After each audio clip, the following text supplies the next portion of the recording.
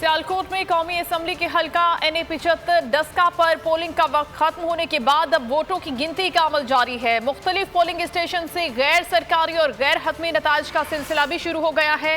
हल्के के 307 polling station में पोलिंग हुई, ताहम हल्के में वोटर्स का टर्नआउट इंतहाई कम रिकॉर्ड किया गया।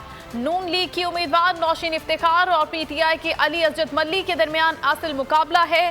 फातेह कौन रहेगा, चंद ही घंटे बाद इसका फैसला हो जाएगा।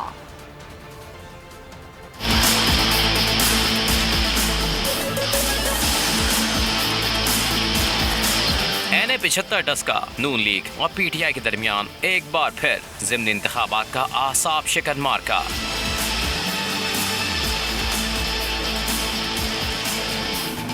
NA-75 पर 19 फरवरी का ज़िमनी इंतखाब इलेक्शन कमीशन की जानब से कलअदम करार दिए जाने के बाद आज दोबारा पोलिंग हुई। असल मुकाबला PTI के अली असजद मल्ही नून लीग की नौशीन इफ्तिखार के दरमियान था। पोलिंग की इब्तिदा में टर्न आउट कम देखा गया, ताहम अवाम और सियासी कारकुनान अपने उम्मीदवार की कामयाबी के लिए पुरअज़्म नजर आए। PTI बहुत अच्छे जा रहे हैं, बहुत अच्छा काम कर रहे हैं, इन्होंने बड़े खुश हैं और अल्लाह पाक इन्होंने फतह दे।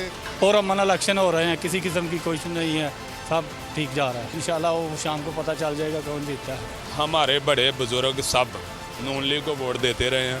40 साल तकरीबन ज़ारे शाह साहब इधर MNA रहे हैं और 40 सालों में कोई काम नहीं किया उन्होंने। हल्के में वोटर्स की तादाद 4,94,000 है, जिनके लिए 360 पोलिंग स्टेशन कायम किए गए थे। 47 पोलिंग स्टेशन को इंतहाई हसास करार दिया गया। ज़िमनी इलेक्शन के मौके पर सिक्योरिटी के इंतहाई सख्त इंतजाम किए गए। हल्के में दफा 144 नाफिज रही।